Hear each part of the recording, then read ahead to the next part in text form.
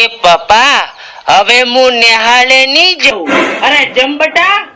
એ પપ્પા મને નેહાળમાં બધા ઓઢો ઓઢો કહીને વિતાડે છે.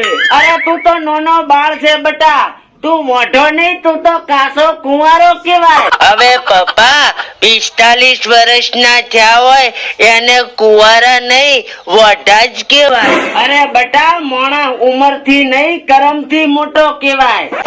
તો પપ્પા તમારા કરમ પ્રમાણે તમારે તો મોહણીઓમાં હોવું જોઈએ.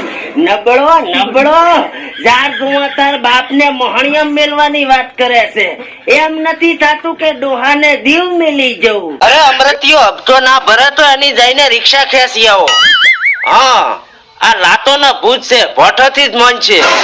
સારું જો શું કહો વેરશીબા મજામાં? હવે શું મજા હોય કે એક બાજુ આ બુદ્ધિનું બારદન ભટકણ્યું છે અને એક બાજુ લેણિયા ઊભા થયા છે. મારા હાહારાને જીવડા પડશે વેત વેતના. અરે આવા હરાબ શું હાલો છો બા? લેણિયા તે તમારું શું બગાડ્યું? હવે શું નથી બગાડ્યું ઈ કે મને. આખું ઘર ને બાથરૂમ ને સંડાસ બધું ધોઈ નાખ્યું. ધોઈ હોજ પડે ને ઓલો સગલાનો બાપો આવે, મારા 2 રૂપિયા ચાસે મને હાલો એઠ તારો લાડવો છોડું. અરે બા ઢાઢારો હું ઈ સગાનો નાનો ભાઈ ભગવો છું. શું કરે તાર બાપો? તબિયત પાણી બચારાની રેડી છે ને? ડોહો હારો છે? અત્યાર ઉધી તો રેડી છે, પણ જો તમે ઓમ ને આમ હરા પાલશો ને તો લોબા ઉધી ટકશે નહીં હો. અરે હું તો મજાક કરું છું ભૂંડા. તારો બાપો તો મારો લંગોટિયો ભાઈબંધ છે. ભેગા ભણતા ને ભેગા લખોટીએ રમતા અમે. હવે કોઈ મજાક નહીં કરતા.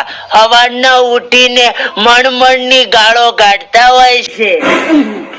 આવા ગપાતર પાકે એટલે સતા છોકરે નખો જાય. બોલો હું શું કઉ પદા? હવે પદો નહીં ભગો ભગો ભોંગળો વાળો. આમ ભોંગળાની લારી છે તારે ભાઈ? ના હવે હું નાનો હતો તાર ભોંગળા ખૂબ ખાતો સમજે. તો તું ઝાડાની દવા ક્યાંથી લાવતો? હવે આમાં દાડા ચો આવે વર્ષમાં? અરે મને ચા છે એટલે પૂછું છું. આ ગુગલે ઉલા પોસા કુચ પૂછે ખવરાયા તા ને મારા રોયે એટલે ગંજાવે છે. ગોંડા જેવી શું વાત કરે છે? 2 રૂપિયામાં ભેહા થોડી આવે કોઈ. હવે ઈ તો ટેપે ટેપે સરોવર ભરાય ને બા. હવે તારે સરોવર જ ભરવું છે તો ડોલ ભરીને પોણી લઈ જા ને મારે અહીંયાથી. એમાં પૈસાની ક્યાં વાત આવે છે ભૂંડા? હવે તમે વાત ને ઊંધી ના ફેરવો. તમે મારા પૈસા આલો એટલે વાત પતે, હું નીકળું. હવે પૈસા શું કરો છો પપ્પા? પૈસા તો હાથનો મેલ છે.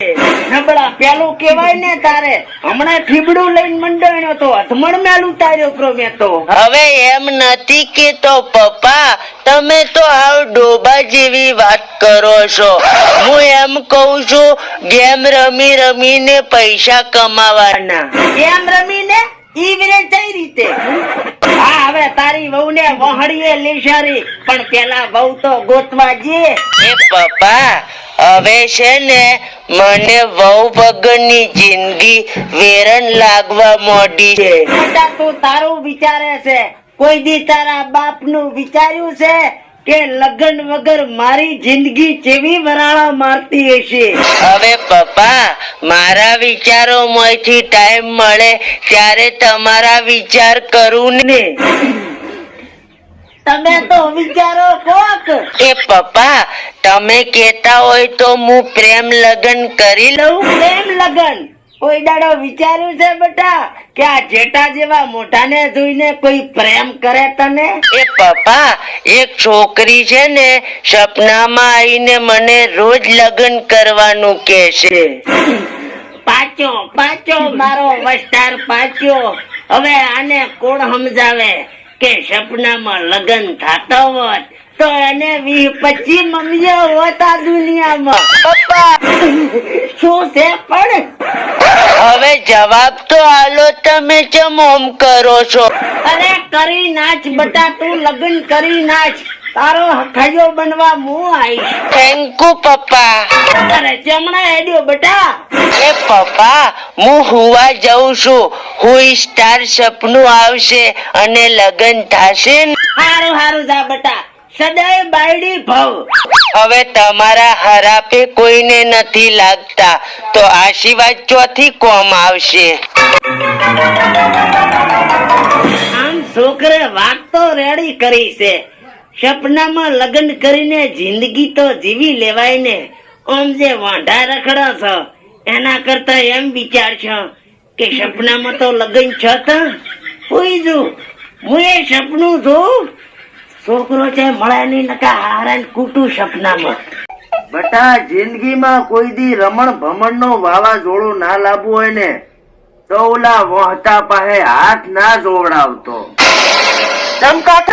બટા આમાં એવું છે ને કે એક દાડો હું દોઢાયો થઈને હાથ જોવડાવવા ગયો તો મારા હાથમાં આ ખૂણે ઈસ્ત્રી યોગ હતો ને એની જગ્યાએ મોઢા યોગ થઈ ગયો.